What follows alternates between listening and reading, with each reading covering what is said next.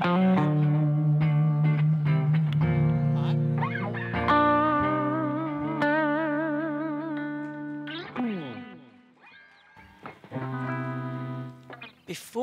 I introduce our next first-timer, we get the energy up for the first-timers. They need it. They need it.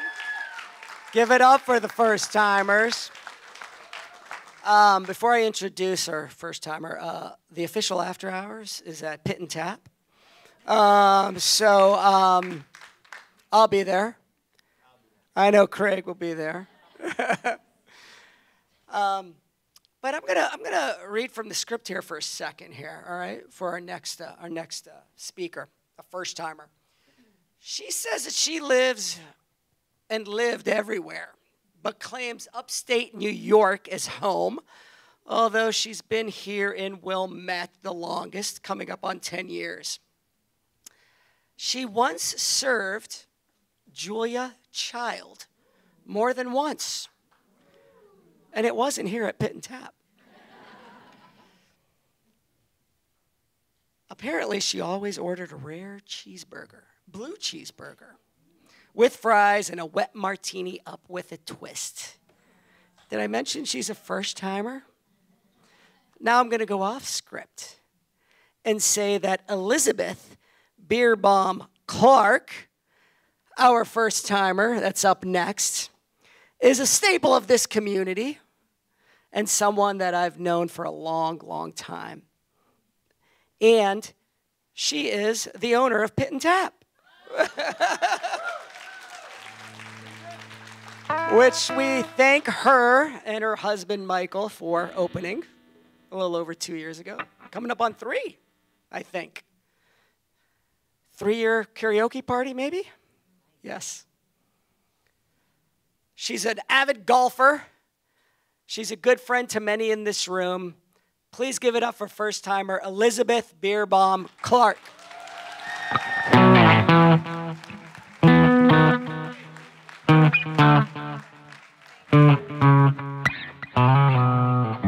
Thank you, George. I have thought of so many new stories to tell, hearing everyone's story. It's kind of amazing, the through line that I'm hearing. It's so awesome. George, you were the first person I met, one of the first people I met in Wilmette. It was in the summer, and one of my good friends from the city went to school with you, and she said, oh, you got to meet my friend. He has this business in, can you guys hear me okay? Is it close enough? So I actually met you literally within 2 weeks of moving here, so you really are one of the people I've known the longest here, which in July will be 10 years, so. I wanted to tell about the last time I was in the psych hospital. And I know I see a lot of familiar faces out here. I know people from school and sports and walking the dog and the restaurant, of course. But I've had many lives, and in one of them, I was not a patient in the psych hospital. I was a clinician working there. When we first moved from California to Chicago, my first job was working at a psych hospital on the north side. And I worked there for many years. It was an absolutely incredible experience, very meaningful for me, and I feel like it definitely made me a better therapist. I work as a clinical social worker. I have a private practice in Evanston. And it definitely made me a better therapist, but it mostly made me, I think, a better human having that experience. So I wanted to do this last year, and I knew I would talk about something related to mental health, but I couldn't make it happen. So I was very excited that I was able to say a couple things tonight. But basically, the people, if there are 120 people in this room, some of you have been hospitalized, or you love someone who is hospitalized. And I want to say that there's really not a huge difference between any of us or any of you and the person in the hospital too. They're people at the worst moment probably in their lives. And I felt so lucky to be in the position to be sitting with people in that moment. So I wanted to say a little something about that. I was working in the psych hospital, and I worked on a locked unit with people who had pretty severe and persistent mental illness.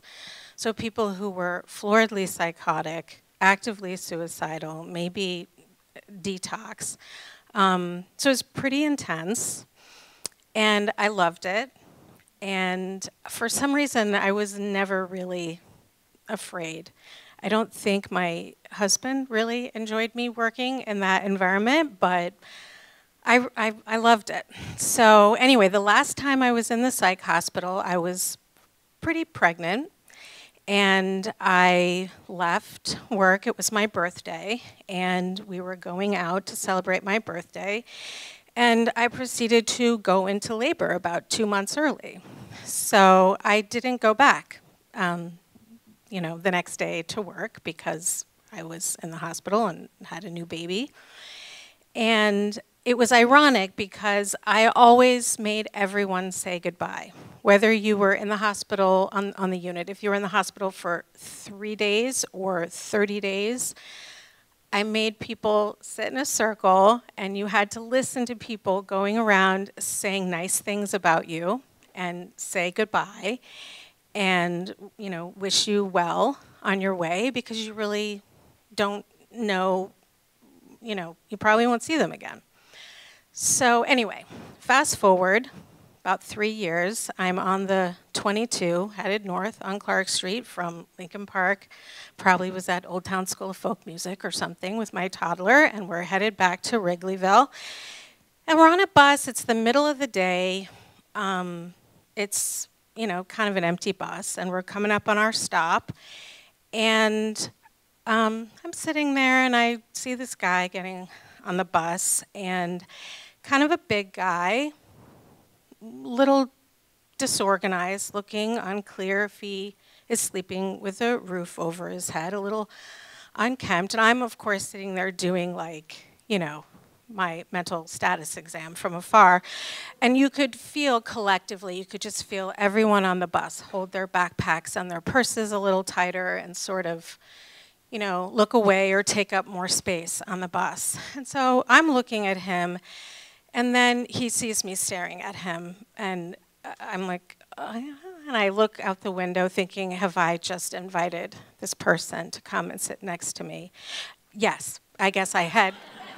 And he is lumbering toward me, and I'm thinking, okay, I'm not really afraid, but I am on a moving bus, and I have my kid with me, and I'm like, what's my plan gonna be? And before I know it, he has come right up to me, and he is standing over me, and he looks down at me, and he goes, Elizabeth?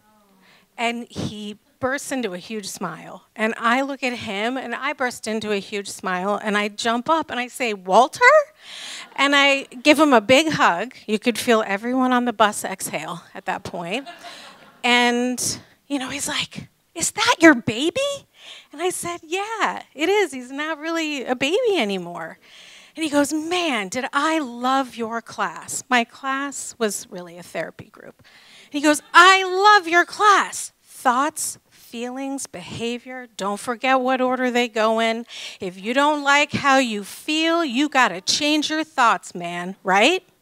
And I was like, yeah, you got it. It was awesome. And he says, so I'm doing good. I don't pick up anymore. Well, I was drinking beer, but I've got 90 days.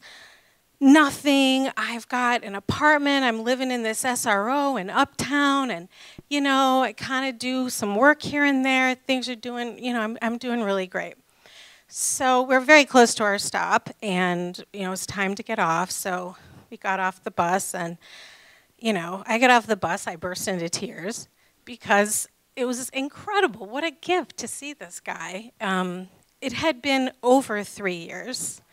So what I wanted to say was this. I don't care if you are selling people houses or doing their taxes or working with them in the psych ward.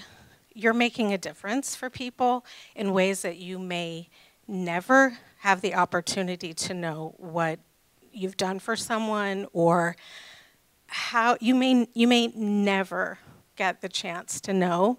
So it really matters how you treat people. It matters especially, I think, how you treat people with mental illness or unhoused people, because they're just like you and I. They want the same things. They want to feel good in their body. They want to feel connected to other people and have a soft place to lay their head at the end of the day.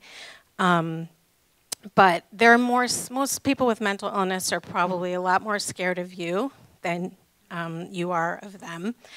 And that just knowing that how you treat people makes a difference. And the great thing was, because I saw Walter again, I got to say nice things to him, and I got to say goodbye. So it was awesome.